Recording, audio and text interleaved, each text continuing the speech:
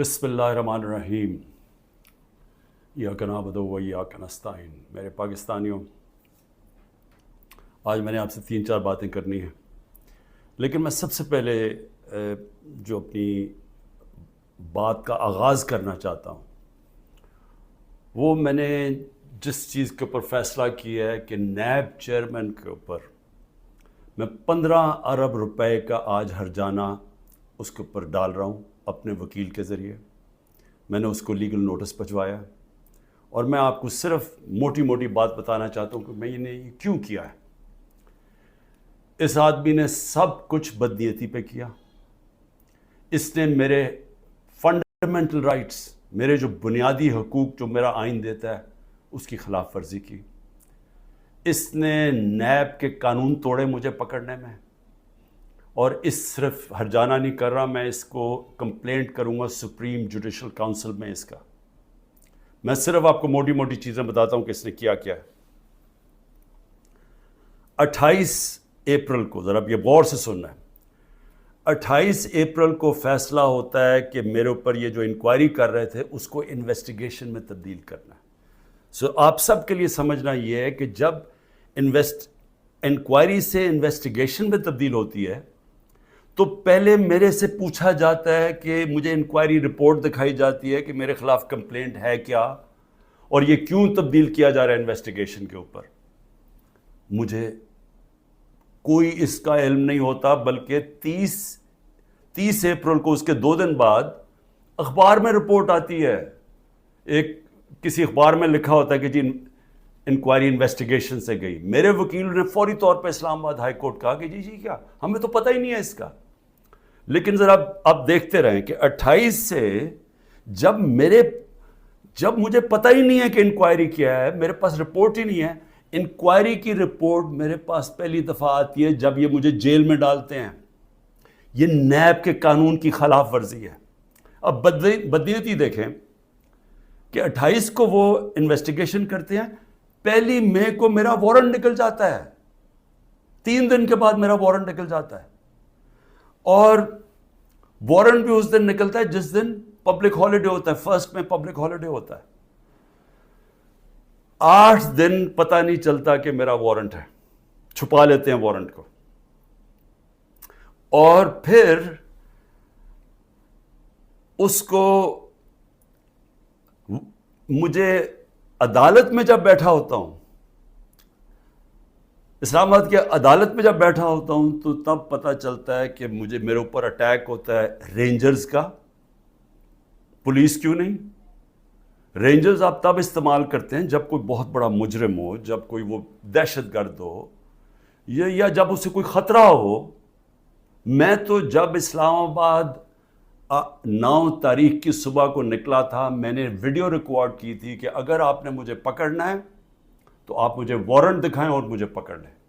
وہ کوئی ڈرامے نہ کریں جو میرے گھر پہ باہر آ کے انہوں نے کیا۔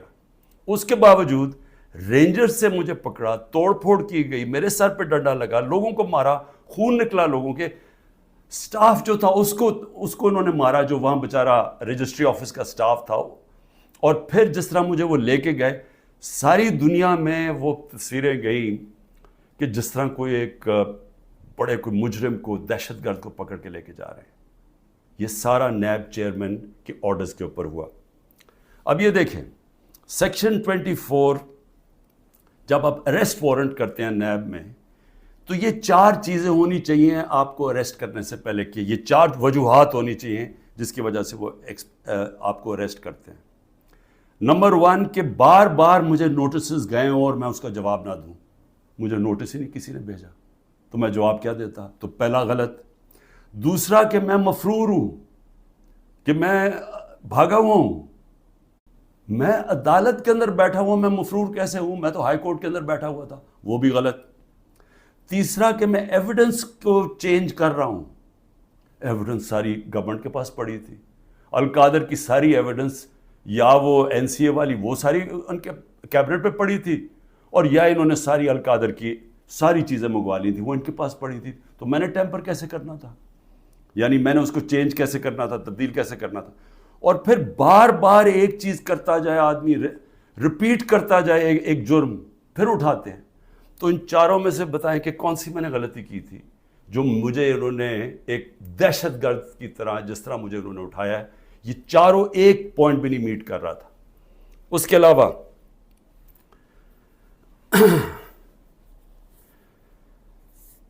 جس طرح انہوں نے مجھے اٹھایا، میں اس لیے ہرجانہ کر رہا ہوں کہ انہوں نے ساری دنیا میں خبر گئی کہ عمران خان کو کرپشن کیس پہ اٹھا لیا۔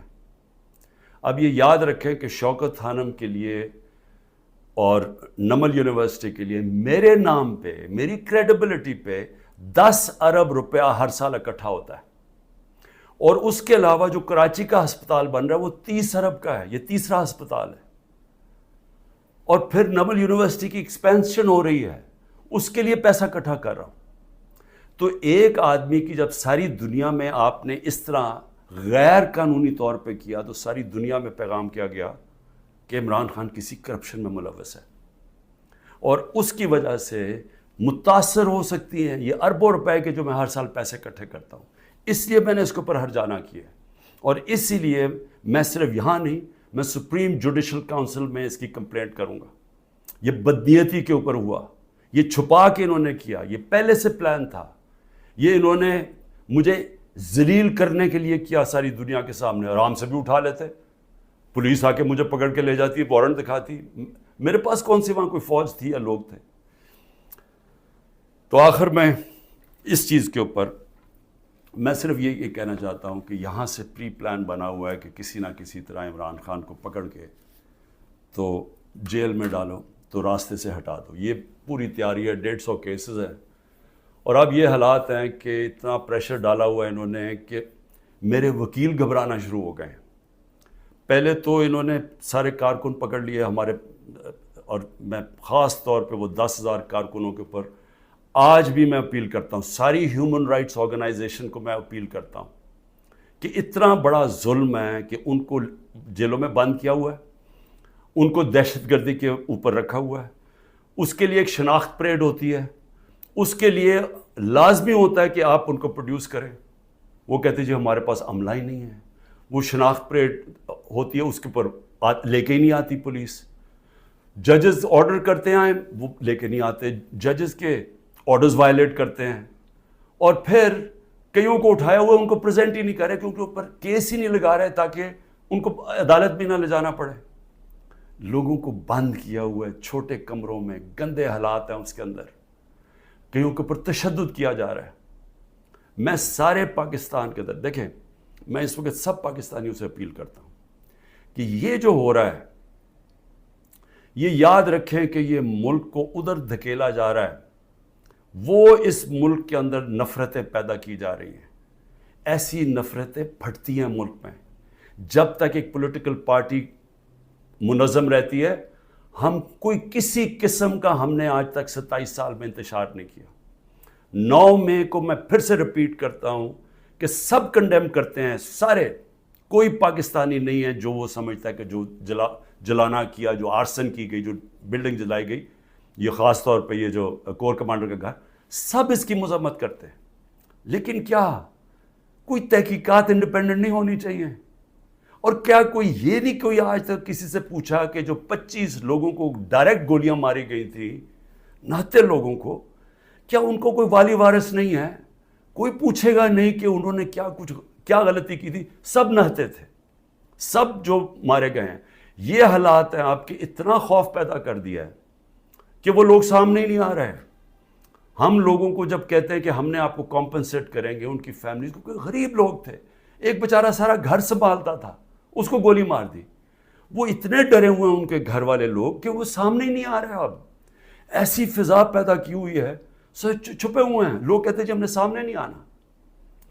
اور کارکنوں کا یہ حال ہے کہ ہمیں پتہ ہی نہیں پوری طرح چل رہا کہ کتنے کارکن اندر ہیں، کتنے جیلوں میں، کیونکہ وہ چھپے ہوئے ہیں۔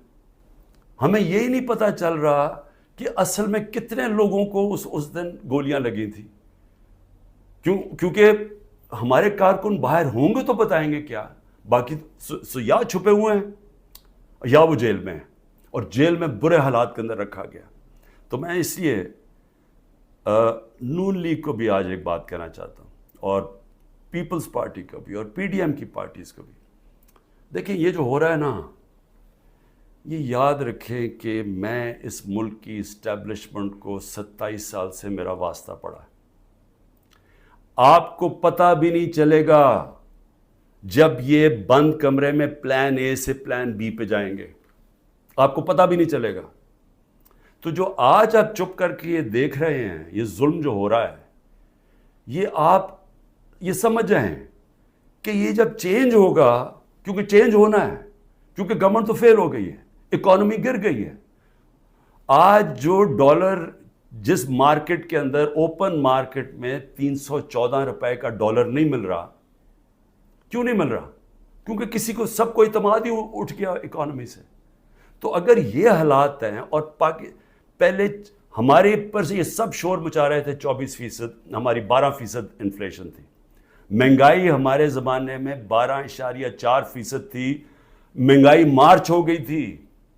سارے ٹی وی شوز کے اوپر لوگوں کے پاس جاتے تھے, جی بتائیں کتنی مہنگائی ہے. آج کے فگرز مہنگائی کے 38% مہنگائی ہے, 3 گنا سے زیادہ ہے. اور آج جو حالات ہیں لوگوں کے, نہ مہنگائی کنٹرول ہو رہی ہے, فیکٹریاں بند ہو رہی ہیں, بے روزگاری بڑھ رہی ہے.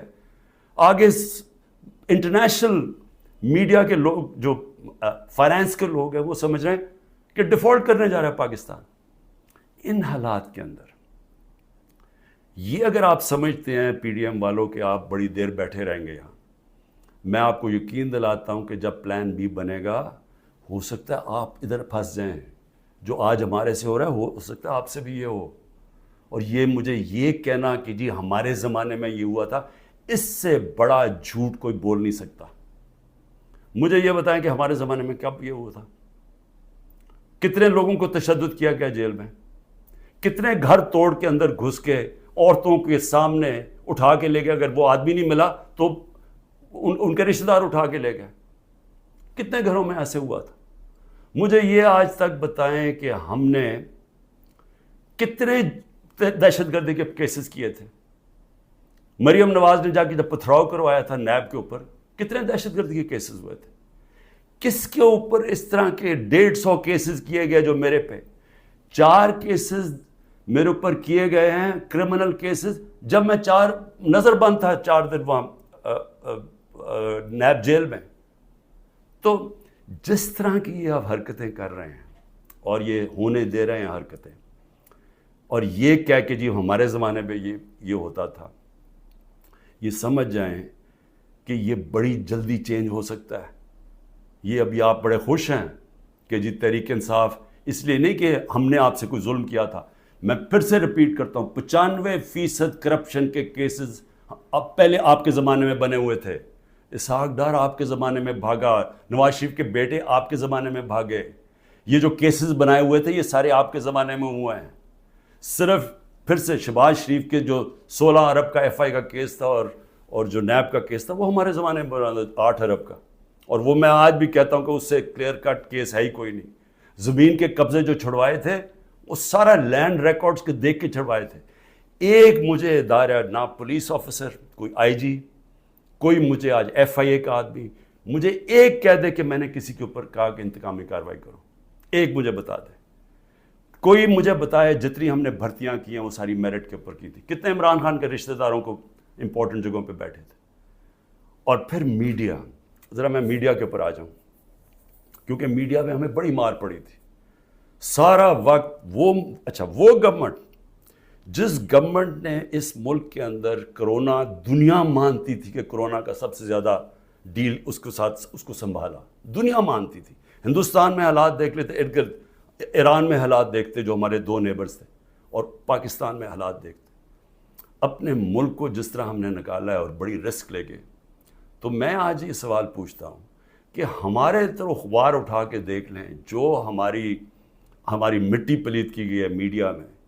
اور ایک کیس ڈال دیجیے رانا ثناء اللہ کے اوپر, وہ ڈرگز کا کیس تھا.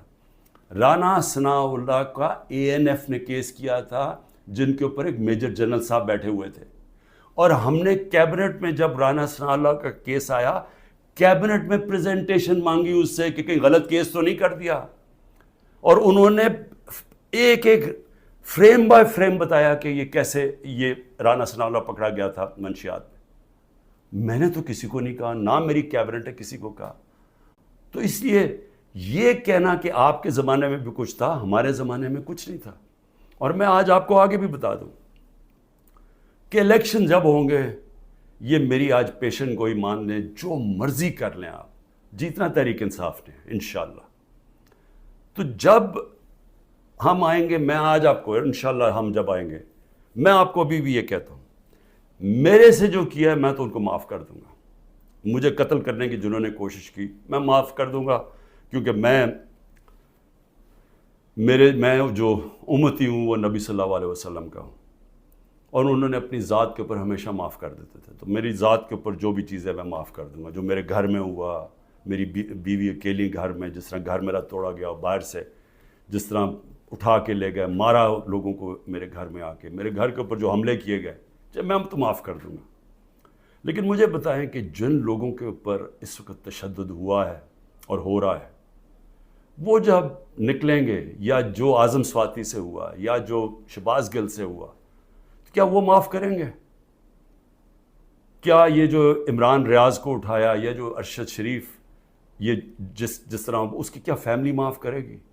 کیا یہ جو ورکرز جب نکلیں گے جن کو جانوروں کی طرح رکھا گیا ہے، کیا ان کو پتہ ہے کون کون سے؟ اور پولیس والوں نے زیادہ تر اچھا برتاؤ، ان کی بری رپورٹس نہیں ہیں، نامعلوم افراد نے زیادہ ظلم کیا، لیکن کئی گلو بٹ جو انہوں نے شامل کیے، کیا ان کو معاف کر دیں گے؟ جنہوں نے 25 مئی کو کیا، ہم نے چپ کر کے بیٹھ گئے، ہم نے کسی کو سزا ہی نہیں دی جب 25 مئی کو انہوں نے ظلم کیا تھا.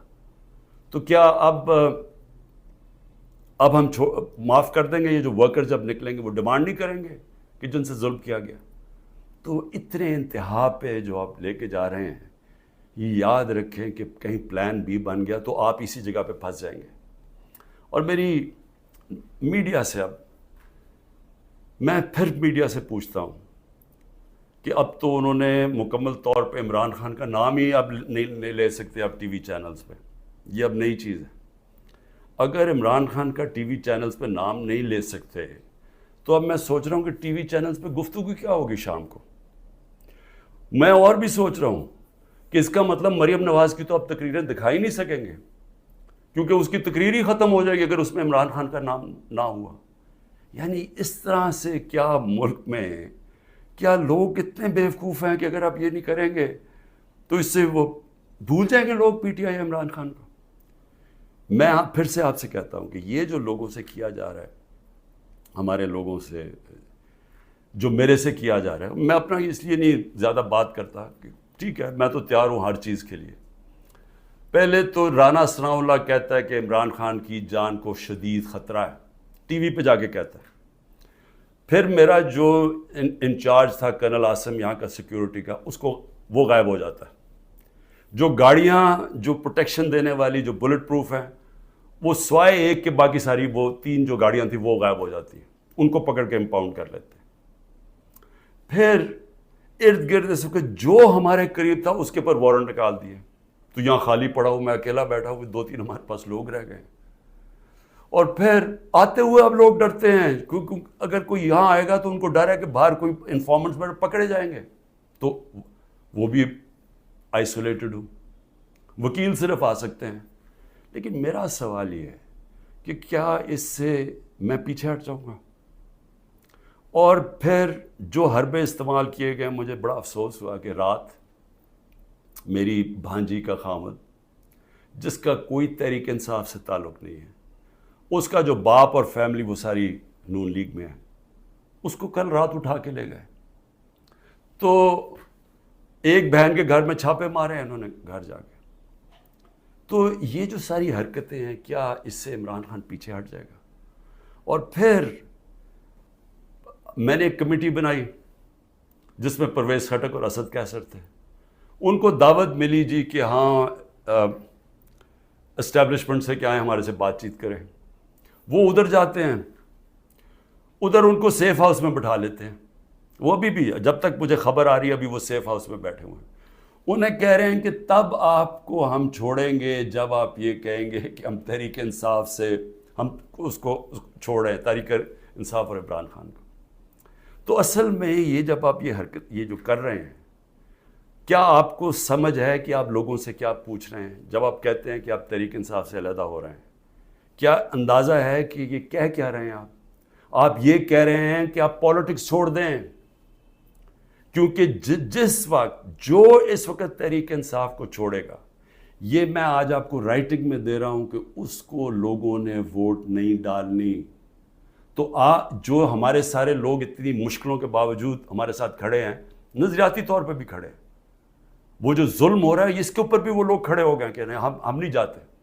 لیکن ان سب کو یہ بھی پتہ ہے کہ جو چھوڑے گا اس کی اس وقت پالیٹکس ختم ہو جائے گی. تو یہ جو ان دونوں کو، ہمارے سینئر لوگوں کو، میں نے تو اس لیے کہا تھا کہ بات چیت شروع کریں گے، وہ بات چیت کرنے گئے ان کو ہی بٹھا لیا. تو اس کا مطلب کہ بات چیت نہیں کرنا چاہتے. اس کا مطلب یہ کہ یہاں فیصلہ ہوا ہے بند کمروں میں کہ پارٹی کو ختم کرنا ہے، عمران خان کو اکیلا کر دینا. عمران خان اکیلا ہو چکا ہے. عمران خان کے تو ارد گرد اب کوئی بھی نہیں ہے. نہ میں کسی کو ٹیلی فون کر سکتا ہوں، نہ میں کسی سے بات کر سکتا ہوں، کہ سب چھپے ہوئے ہیں. یا جو میری سینئر لیڈرشپ ہے ان سے مشاورت نہیں کرتے، وہ سارے جیل میں ہیں، یا انہوں نے کہا کہ ہم جی پیچھے ہٹ رہے ہیں، ہم پالیٹکس سے پیچھے ہٹے. تو کیا میں سوال یہ پوچھتا ہوں کہ چلیں عمران خان کو تو آپ نے آئسولیٹ کر دیا، کیا یہ پاکستان میں اس کی بہتری ہو رہی ہے؟ یہ ہمارا ملک کے لیے بہتر ہے؟ ہماری جو اکانومی بیٹھتی جا رہی ہے، جو غربت بڑھتی جا رہی ہے، بے روزگاری بڑھتی جا رہی ہے، مہنگائی بڑھتی جا رہی ہے، کیا یہ اس سے ٹھیک ہو جائے گی؟ کیا اندازہ نہیں کہ یہ جو بھی سوچ رہے ہیں، جو بھی یہ سوچ ہے اس کے پیچھے، کیا وہ آگے پاکستان کا بھی سوچ رہے ہیں؟ ایک پارٹی جو ملک کی فیڈرل پارٹی ہے، جو اس وقت سارے صوبوں کے اندر ہے اور سب کو اکٹھا رکھ سکتی ہے، جب اس پارٹی کو توڑنے کی کوشش کی جا رہی ہے اور اس کے لیڈر کو ختم کرنے کی کوشش کی جا رہی ہے، کیا یہ پاکستان میں اس کی بہتری ہے؟ ہمارے ملک کی بہتری ہے اس میں؟ کیا ہم یہ نہیں سمجھتے کہ کوئی اسٹیبلشمنٹ آج تک ملک کو اکٹھا نہیں رکھ سکی، جو ہماری طرح کا ملک ہو، جدھر مختلف صوبے ہوں، مختلف زبانیں ہوں؟ جب جس طرح کے یہ حالات کیے جا رہے ہیں، یہ پاکستان سے دشمنی ہو رہی ہے. کیا عمران خان کو اب غدار کہہ کے وہ مان جائے گی؟ لوگ غدار قوم مان جائے گی؟ کیا اندازہ نہیں ہے کہ پبلک اوپینین ہوتا کیا ہے؟ میں گراؤنڈ پہ، میں نے 27 سال گراؤنڈ سے پارٹی بنائی ہے. میں نے کبھی کسی کو ڈیڈی کہہ کے کسی کی ڈکٹیٹر کی کیبنٹ میں نہیں بیٹھا 8 سال پہلے اور پھر پالیٹکس میں آیا، یا میں کسی کی چھت کے اوپر سریے لگاتے لگاتے میں چیف منسٹر نہیں بنا. میں نے زیرو سے پارٹی شروع کر کے یہاں پہنچا. میں پبلک اوپینین کو جانتا ہوں. جس نے پبلک اوپینین کے اوپر آیا پاور میں، وہ جانتا ہے، وہ سمجھتا ہے. میں اس لیے آپ کو کہہ رہا ہوں کہ یہ جو آپ کر رہے ہیں، اس سے پارٹی کمزور نہیں، پارٹی طاقتور ہو رہی ہے، کیونکہ پبلک جڑتی جا رہی ہے اس کے ساتھ. اور لیکن کمزور پاکستان ہو رہا ہے، ہمارے ملک کو کمزور کیا جا رہا ہے. ہماری معیشت جب کمزور ہوتی ہے تو سارا ملک کمزور ہو جاتا ہے. اور سب سے بڑی بات کہ پالیٹکس کو فریگمنٹ کیا جا رہا ہے. جو پلان مجھے نظر آ رہا ہے وہ یہ ہے کہ ہر پارٹی کو چھوٹی چھوٹی ان کے ووٹیں دے دیں، اور پھر وہ ساروں کو اکٹھا کر کے جب آپ بٹھائیں گے تو سمجھیں گے کہ وہ کمزور قسم کی حکومت ہوگی جو کنٹرول ہو سکتی ہے پیچھے سے. تو یہ تو ملک کی تباہی ہے. ملک کی اس وقت ریکوائرمنٹ ہے، جو معاشی تباہی مچ چکی ہے ملک میں، جو ملک جدھر جا کے کھڑا ہو گیا. آپ کو تو وہ ایک گورنمنٹ چاہیے جس کو پبلک، جس کے پیچھے کھڑے ہو، پبلک کا مینڈیٹ ہو جس کے پیچھے، جو کہ پھر ملک کو اکٹھا بھی کر سکے اور مشکل فیصلے کر سکے. اور مشکل فیصلے کیا ہوتے ہیں؟ ملک کو ری اسٹرکچر کر سکے، گورننس سسٹم ٹھیک کر سکے، رول آف لا لے کے آئے پاکستان میں، وہ انویسٹمنٹ کی انوائرمنٹ بنائے تاکہ انویسٹمنٹ تو آنی شروع ہو. اور تو چھوڑے بیرون ملک پاکستانی سب سے بڑا اثاثہ ہے. جس وقت ہم نے ملک میں قانون کی حکمرانی کی، ان کی انویسٹمنٹ آ جائے گی. لیکن یہ تو اس کو دوسری طرف جا رہے ہیں. اس میں تو پاکستان میں امید ہی ختم کرتے جا رہے ہیں. اور میں آخر اپنی بات ختم کرتا ہوں اپنے ورکرز کے لیے. کہتے ہیں کہ جتنے بھی میرے ورکرز ہیں، وہ جس طرح بھی میری ان تک آواز جائے. مجھے پتہ مشکل ہے وقت، چن کے ہر تھانے کو حکم دیا گیا کہ پی ٹی آئی کا کوئی کارکن ہے تو اس کو پکڑو یا اس کو دباؤ یا اسے کہو اپنی وہ کہے کہ جناب میں آج پاکستانی فوج کے ساتھ کھڑا ہوں اور میں تحریک انصاف چھوڑ رہا ہوں. ہم سارے پاکستانی فوج کے، میں بار بار کہ ہم سب فوج کے ساتھ کھڑے ہیں، کون نہیں کھڑا ہوگا اپنی فوج کے ساتھ جس نے آپ کی ملک کی حفاظت کرنی ہے؟ لیکن یہ ایک آڑ لے کے کہ جی وہ 9 مئی کو تحریک انصاف کو ایک بالکل ایک اس کے اوپر پورا کریک ڈاؤن کر دو اس کا بہانے میں، تو میں اپنے سارے کارکنوں کے صبر کریں، مشکل وقت ہے، آپ کے لیے مشکل وقت ہے، میرے لیے سب سے زیادہ مشکل وقت ہے۔ مشکل وقت کیوں ہے؟ کیونکہ سارا دباؤ انہوں نے میرے پر ڈالا ہوا ہے۔ تو جب تک میں کھڑا ہوں، جب تک یہ سارے حربے استعمال کر رہے ہیں مجھے پکڑنے کے، کوئی نہ کوئی کیس میں تو پکڑ ہی لیں گے کیونکہ اتنے زیادہ کیسز ہیں، اور اگر میرے وکیل اب ڈرنا شروع ہو گئے ہیں تو میں خود تیاری کر رہا ہوں کہ میں خود ہی پھر مجھے اپنے کیسز عدالت میں جانا پڑے گا، لاء پڑھنے کی بھی اب کوشش کر رہا ہوں۔ سمجھ بھی، ویسے میں نے اتنی دفعہ عدالتوں کے چکر لگائے ہیں کہ میں کافی سمجھ بھی گیا ہوں کہ قانون کیا ہوتا ہے، تو میں وہ بھی تو لگ تو ایسے رہا کہ وہ وکیل بھی آخر میں چھوڑ جائیں گے، لیکن عمران خان جب تک زندہ کھڑا رہے گا اپنے ملک کی حقیقی آزادی کے لیے۔ اور میرے کارکنوں، آپ اس کو پالیٹکس نہ سمجھیں، آپ ایک دن دنیا کہے گی کہ یہ وہ لوگ ہیں جو کھڑے تھے پاکستان کی حقیقی آزادی کے لیے اور انہوں نے قربانیاں دی اپنے ملک کو آزاد کرنے کے لیے۔ پاکستان پائندہ باد۔